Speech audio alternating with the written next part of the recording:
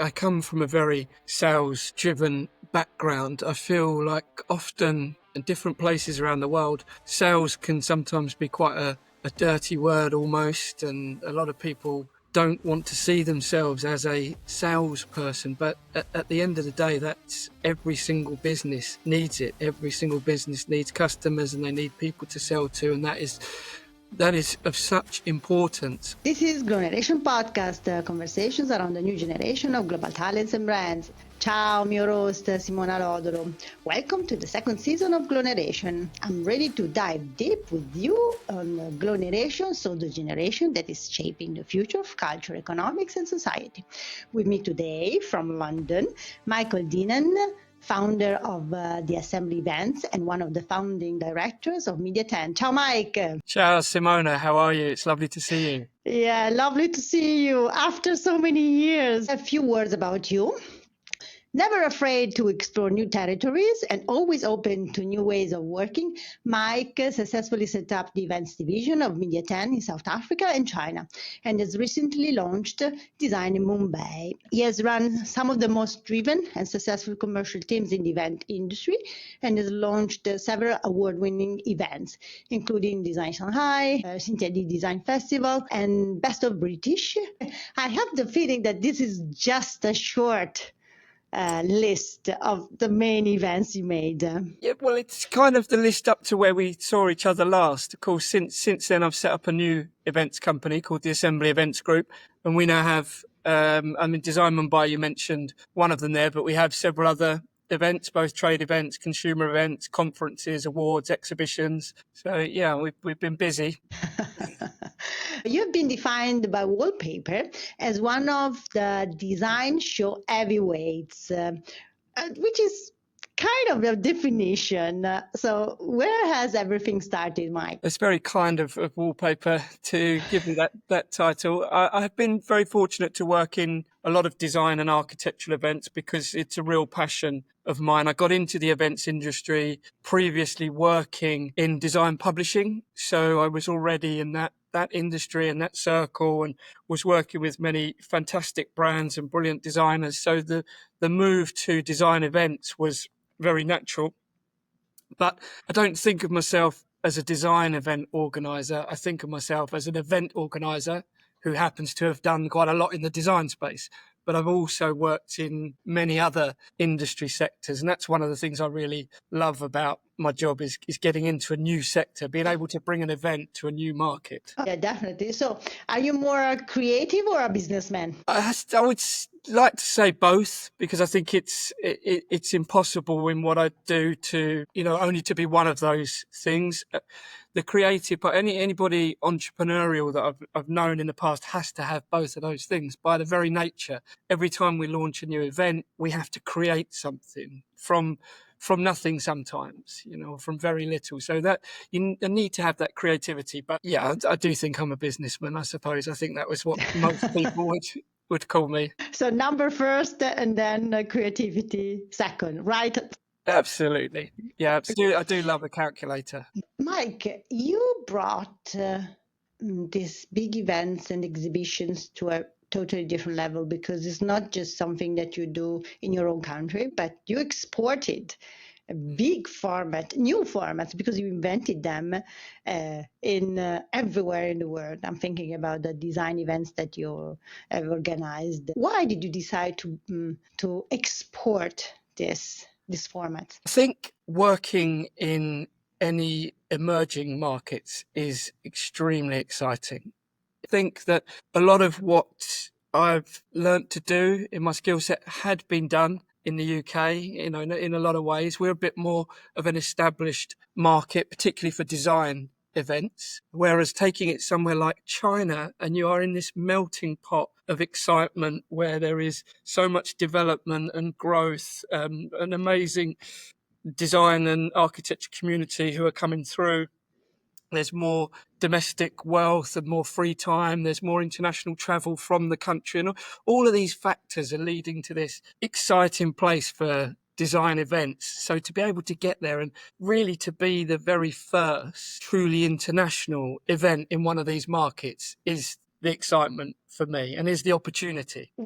what have you thought the very first time that you said, okay, you know what, I'm going to China. I'm going to do it in China. So, what is the Well, crazy? well, funnily enough, it wasn't the first time that I had been to China. With Media 10, we'd had some successes with our new events, and we'd caused quite a stir in the UK. And some of the more established event organisers wanted to go and explore the Chinese territory with us. And so we went over there. We went on a joint trip for a couple of weeks. We looked at what events we could look to launch. It was still at that time, I'm talking now in about 2007, 2008, it was still too early to launch a design show. That didn't happen until 2014, but we were excited by the potential and obviously excited by the place and the market. It was in a fantastic time there. We tried to get a couple of things off the ground. Unfortunately, they didn't quite work. Everything was done then with a partner, and maybe the partner didn't quite grasp the full potential or the full idea, and there was no animosity, between the parties. It just didn't work. So eventually, we came away from there again. And then I wouldn't say I'd fallen in love with China, but I had found excitement that I hadn't experienced before in more established countries, maybe in Europe and places that I was used to work in. And I knew that I would love to have done something. And then it was quite a few years later that the opportunity came through someone else's misfortune. Maybe it was our good fortune. They didn't manage to get the event off the ground, but they'd been over there and they'd signed some contracts and met some partners, had some relationships, and they didn't want to leave it. But at the same time, they didn't want to finish it. So they literally came to us and said, look, we've got this opportunity. Would you like it? And it was that good fortune that gave us the opportunity to really go for it. But that's very curious because this is really a characteristic of a great entrepreneur. You try, and if maybe it doesn't work the very first time, but then you still have, you still have the idea, you still have the goal, and you don't give up until you catch the second train.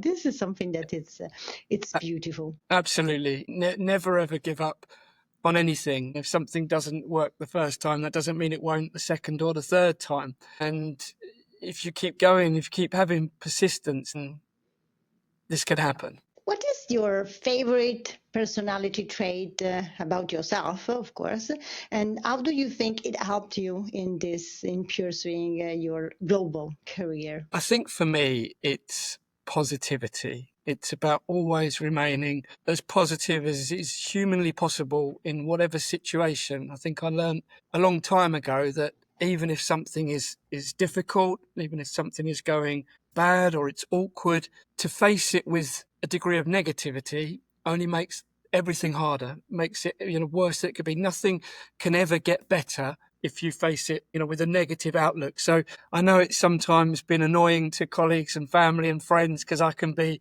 incredibly positive in the darkest of situations, but there is a reason for that, and that reason is I know that this thing will not get better if we approach it negatively. So yeah, positivity in everything. That's absolutely amazing, and I think this is quite contagious. So working with you and with this positivity, I think it's an extra motivation. It is contagious. It is infectious. And the opposite is true of negativity. It can really, get to bring a team down. I'm very much a team player, and that's how events work. And a positive mentality can really help drive a team, lift a team, motivate a team to doing something. Whereas, unfortunately, a negative outlook will have the opposite effect. Talking about team and teamwork, how do you handle different cultures? It's not easy. I made lots of mistakes. I think particularly in China, I think of everywhere in the world that I've worked, China was the most different that it could be in so many ways. The way that people think and the way that the mentality, you really have to understand. My first mistakes were I can get very excitable. I can talk very quickly, talk in a particular accent a lot from the UK in a particular way.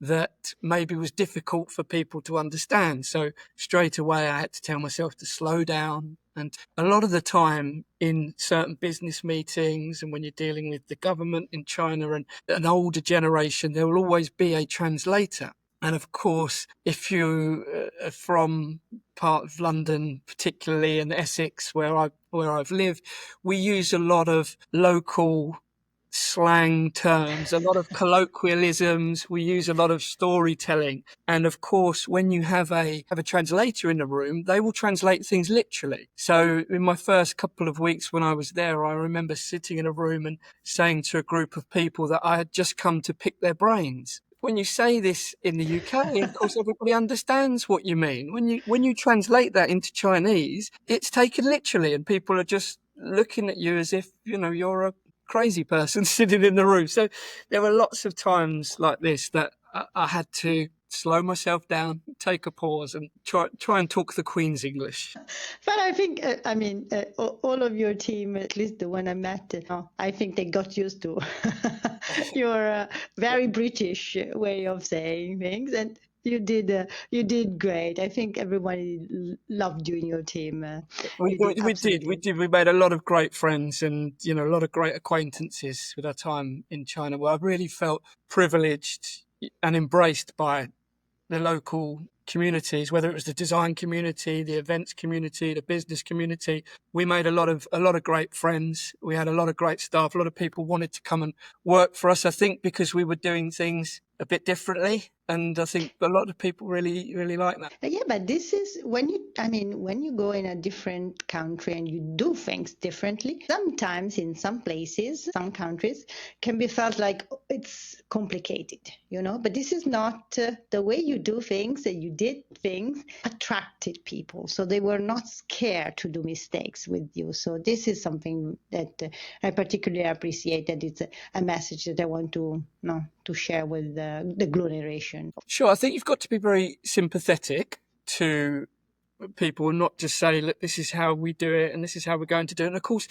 you want to embrace things that can help you locally, and there will always be these things in the market that you can certainly use and you should certainly learn from, and you shouldn't just say this is the way. But we wanted to do things very differently. We wanted to approach things very differently, and there was a lot of people who said to us straight away, this will never work, this can never happen, you will never do this is not the way it's done in China. But there was lots of people who went, wow, look at this is exciting, this is a fun way to do things, we want to get behind this. No. Is there a moment that you remember, not only in China, but also in all the most recent global adventure and events that you are organizing? Is there a moment that you have felt, I'm not going to make it? Oh, I don't know if I've ever felt I'm not going to make it. There were times in China, I won't lie, that were very, very difficult. Times when I felt very alone, particularly in the early days when I was there, before we had the big team, before we had many people working and quite a few events. There were times then it was very lonely. There were times I was doing the trips backwards and forwards, often on my own, didn't know so many people there. We had problems with certain partners and everything. And there were times when I felt very alone, and I feel like I could have gone home and pulled the curtains and been quite all right with not going back. But no, not ever giving up, I don't think. What is, in your opinion, the biggest misconception that people have about events? I think a lot of people don't realise quite what goes into organising an event of scale. I think a lot of people think it'd be quite an easy thing to do. I've seen a lot of shows fail, not even get to the first year, because they are very difficult. Lots and lots of moving parts to them, particularly if you're doing it in another country, in another territory, and you have all the nuances and the legalities and everything that can go in addition to that. Well, I would say that a lot of events have just never quite got off the ground when perhaps they could have done. If you could change one thing about your industry, what would it be? Just go straight. Shoot. Well, it's funny you say one thing, because there's a lot that I want to change. There's a reason for that. I want us, the assembly events, my new company, to be doing things differently. I feel like the industry hasn't evolved fast enough. It just hasn't kept up. It hasn't kept up with technology. It hasn't kept up with all the ways that companies market themselves now. And it certainly isn't keeping up with the future generations. And wanting them to come back to a trade show, effectively, that we know, a trade exhibition, say, that hasn't evolved in decades. How you feel you're going to get the next generations to take an interest, and if you're not embracing other technologies, surely we're going to fall behind. I mean, there's certain events that I know that haven't changed for decades, and I really feel like there's a time that we need to be looking at this. Do you think that this point of view, which is different from the majority of people working in your industry, is linked somehow to the fact that you have international experience? Possibly. I think I have seen a lot more than maybe a lot of other organisers. I mean, certainly the technologies that I've seen, working in India now, working in China, they're so advanced in the adoption of their technologies. And that's not to say that we don't have the same technology in the UK. It's the way we use it. It's the way we use it personally and the way we use it in our business. And I think that the events industry in the Europe particularly and the tech world are seen as two different things, whereas in China, in India, I'm able to use lots of new technologies in a really effective way, and we've pioneered many things over the years and the use of many technologies in with our events, and this is something that I really would like to carry on exploring and do more of. You worked also with some of the best brands. What are the secrets of adapting your approach? Because all these brands are from different places. You're organizing events in different countries, so you don't need only to sell a space or an event, a concept, but much more. Sure. Well, I think I always want to put events in at the very top level. I want an event that the really top brands will want to come to. And of course, if you do that, you know that you're producing something of a real quality that then people will want to come to. But of course, that's the most difficult, because often they're the most concerned about their position in the market. Often they're the hardest to deal with, particularly with the design brands. You have to be sympathetic to who they consider to be their peers and who they consider to be decent design brands. And if you start selecting the wrong brands or allowing people in just to help your revenue streams, then you will often fail. You need to be very, very true to these brands.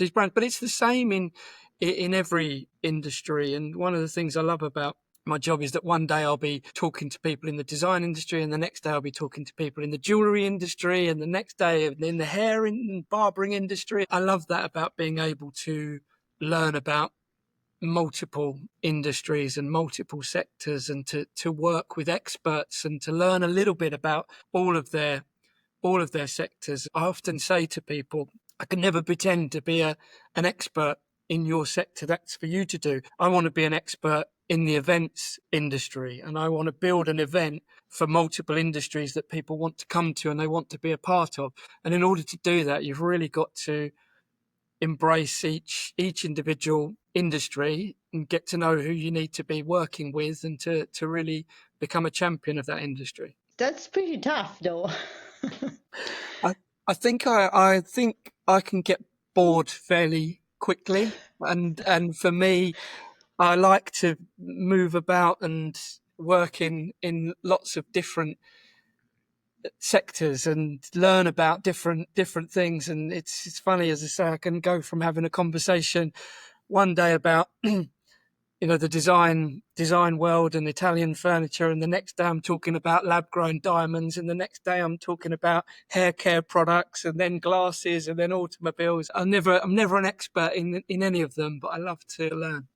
And have you moved something from, I don't know, you tested something in the design or in the industry and you moved to some other industry? Yes, well, absolutely, something that I'm working on at the moment is hopefully a little bit about what I'm saying about the industry needs to do things very differently. And this is something that I learned traveling and have brought back now to the UK. When we launched our design event in China, it was very difficult, as I said, in year one, and it was a very small show, but it was very beautiful. We had the very, very best companies, and we really made a big impression. By the next year, everybody wanted to be a part of it, and it was 4 times bigger, and big queues around the block, and everything was going very, very well. But the biggest eye-opener for me was all of a sudden we had all of these big, major consumer brands who wanted to be a part of the show. So you imagine we have a trade show for architects and designers, and we have kitchens and beds and balustrades and flooring. And all of a sudden we have Bali, the Swiss fashion brand, building a runway down the middle of the show and bringing models in from all over China. All of a sudden we have Nike, and they want to bring their 40 years of the Air Max trainer into the middle of this trade show. Martell Brandy, they built a nightclub in the front of the show. So just because they wanted people to sample the brandy, they brought DJs over, and they built this big nightclub style effect in a trade show. It was incredible. And lots of other brands, and Jaguar and Audi and Porsche we were talking to and working with, and Stella Artois wanted to build the bar. And these were all brands that are very, very difficult to work with in the UK, very difficult to even get through to the right person, let alone get them to spend some of the budgets that these guys were spending, on a year 2 or year 3 show. So that was a real eye-opener. Now, of course, they were in an emerging market, and they said, look, we want to do events.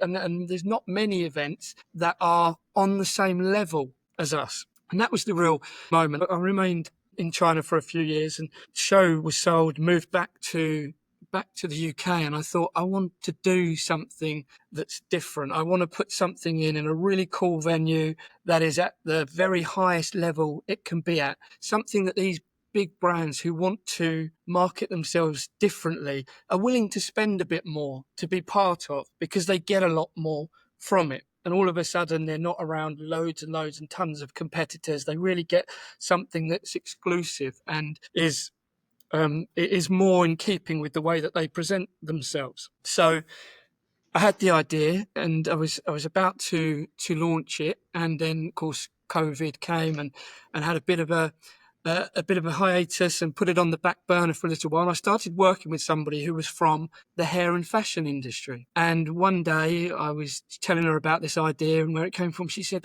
you have to launch this in the hair industry. It's what they've been crying out for. Sure enough, she was right. And I took it to meet some people from the industry, and they said, you have to do this for hairstylists.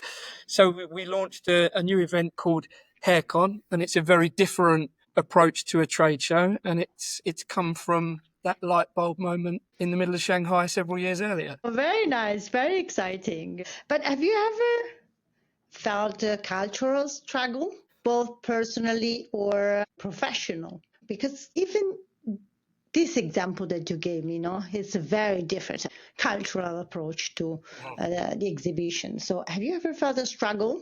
I really try to be as sympathetic to cultures that I'm working with, really try to understand. It can be very difficult at times, but I don't think I've had sort of cultural struggles. I think there was a time, again, talking a lot about obviously China, because it's where I spent most of my time and ended up living there as well as working there, whereas other places I was maybe traveling to. I think I had a bigger team already on the ground in most other places that I've been to. But with China, it was much more about eventually having my whole family move over there, living in a very Chinese neighborhood. So we really had to kind of understand as well as I could.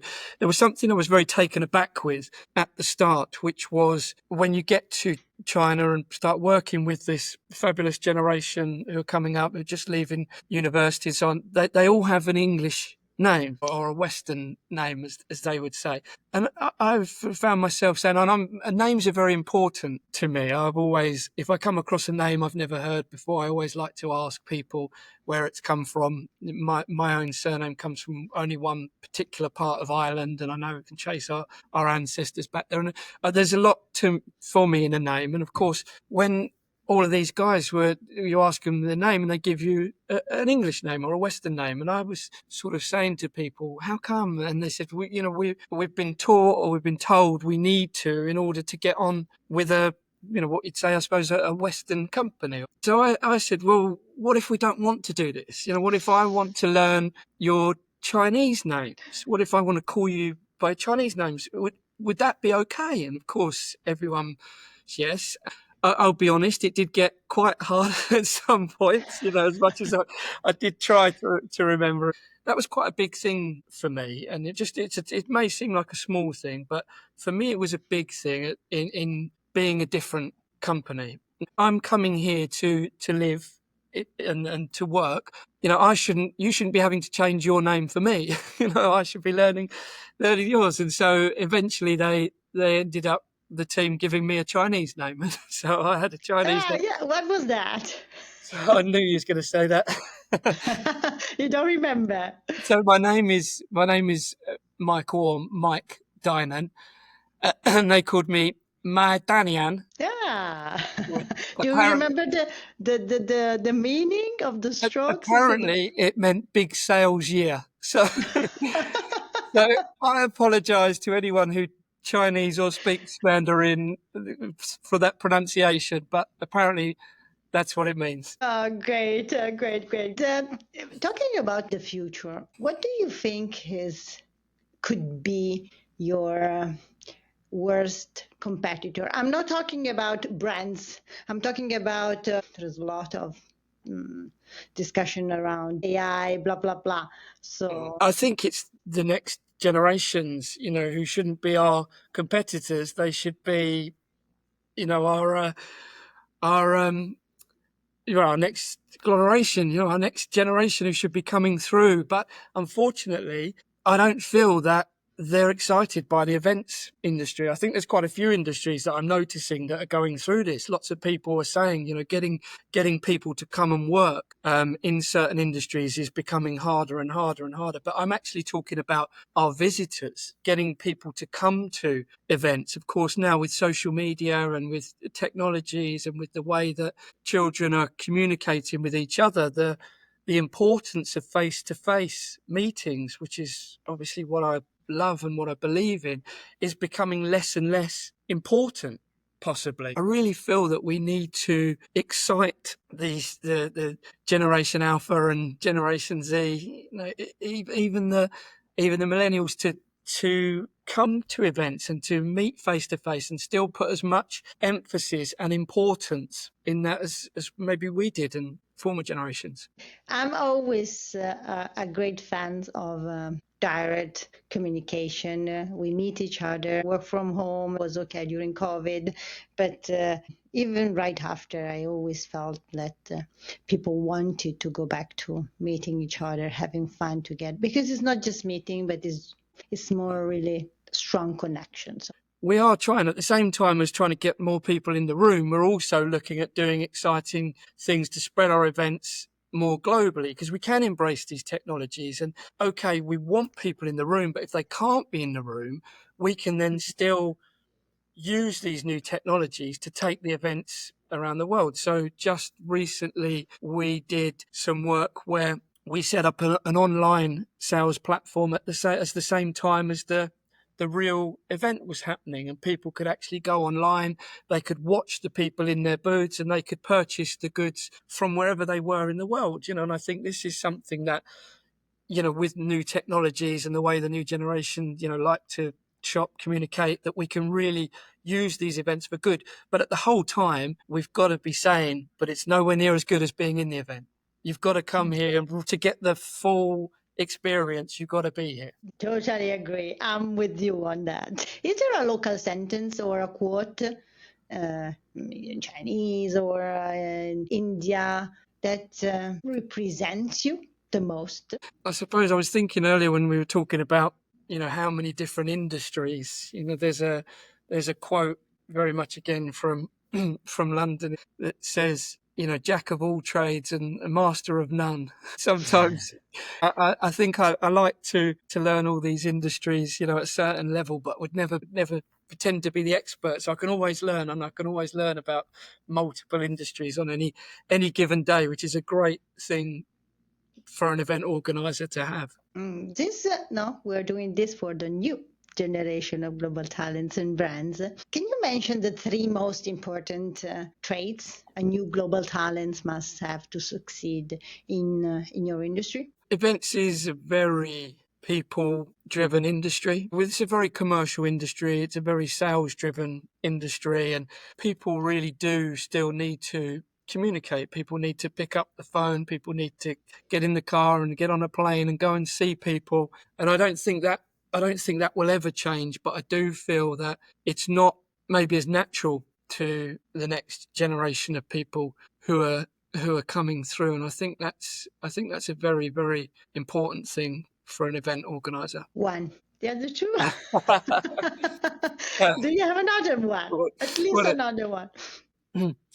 yeah, I mean, embracing the technologies that we've said, do things differently. Look at how you can make these events more exciting. Look how we can make them different to the next person. Look how we can make them exciting to the next generation of people coming through. And don't be scared. Don't be scared to launch things. Don't be scared to have ideas and to try things.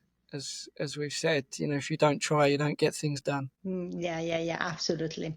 So now the Gloneration Masterclass. Let's suppose we start a masterclass on how to become a global talent and manage big events and exhibitions.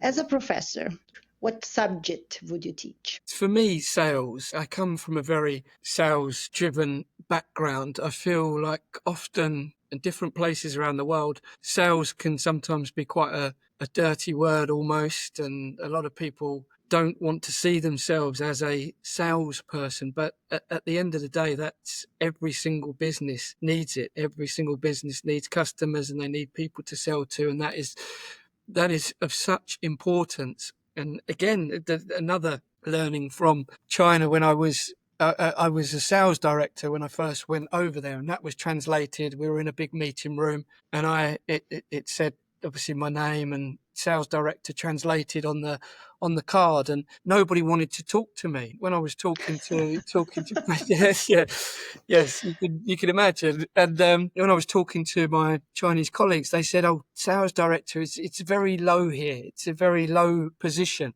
Whereas obviously it's a very elevated position in Europe and in other parts of the world. That was quite an interesting take home for me. It was almost on day one. And I've thought that a lot, and I've thought that a lot about the design industry over the years. There's been some incredible design talents that I've seen, but without the commercial side behind them, they don't succeed. And then talking about all these events and great ideas that people have had, if you don't start with the revenue in order to fund all the other things, then you won't do it. And I've seen a lot of people want to do an event and they want to go straight to the really nice, glamorous part of the event, maybe, and not, they haven't got the revenue to get there. And for me, that's the way you launch anything, is by often as well. A lot of things I've done, I've had to grow organically. I haven't had a big pot waiting for me to go. I've had to sell these events in order to get them off the ground. So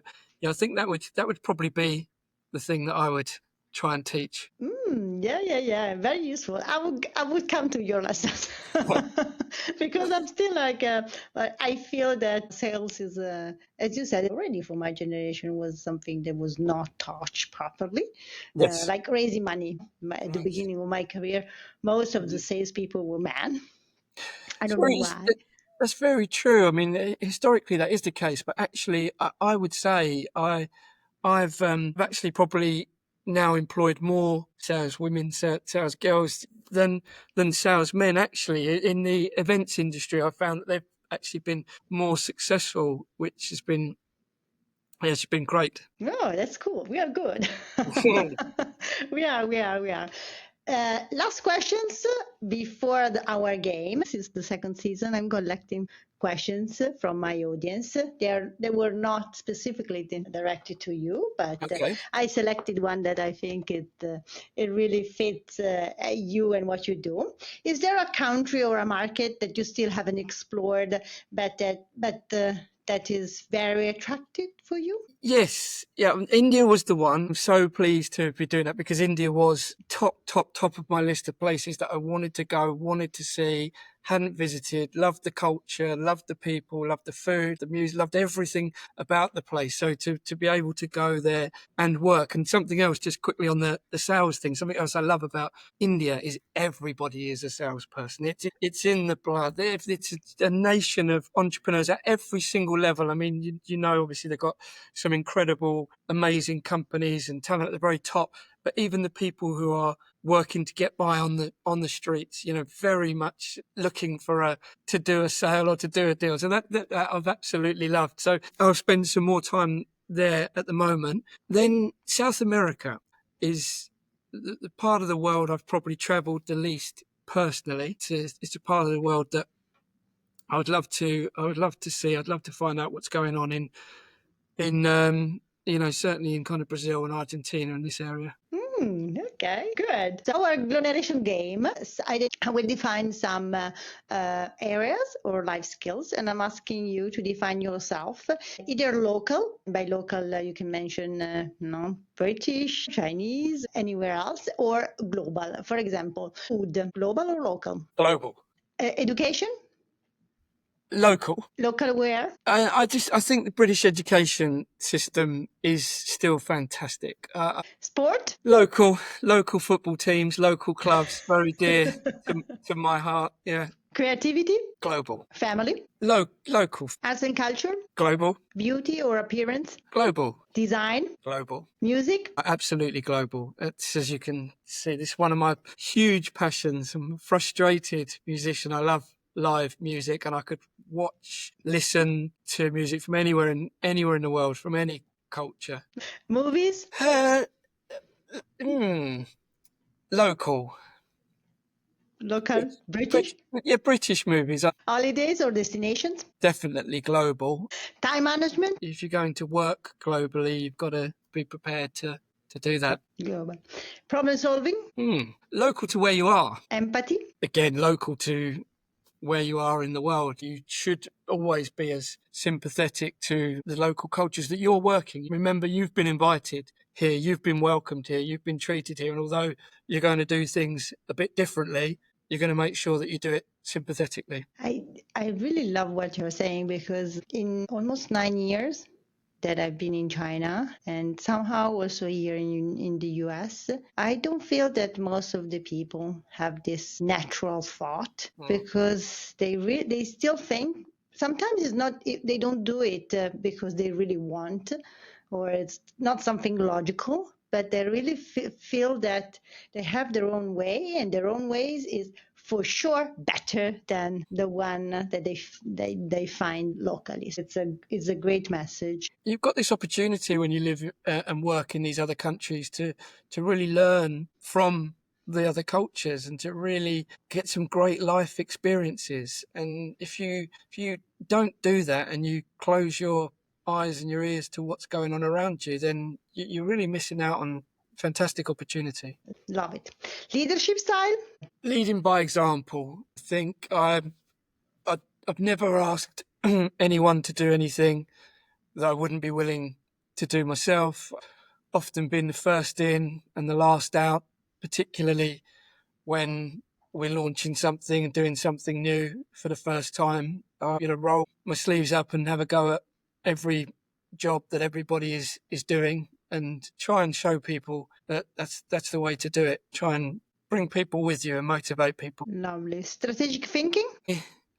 I like the time of my career where I'm able to teach people a little bit, when I'm able to share a bit of knowledge and impart a bit of knowledge with the team. I love seeing the next generation of staff really learning something, then taking it and doing it better. And that's been a really exciting thing for me over the years. What is next for you, Mike? So a lot more time in India. We want to really get that right. It's a fantastic time to be working with the design community in India, and then a lot more time with the assembly. We're having a great time with some really good people we're working with. Something else I've learned on my travels is about collaborating with people. I feel like the assembly, we called it the assembly because the idea is to assemble many great people together, and a lot of the things we're doing are in partnerships, and we want people to know that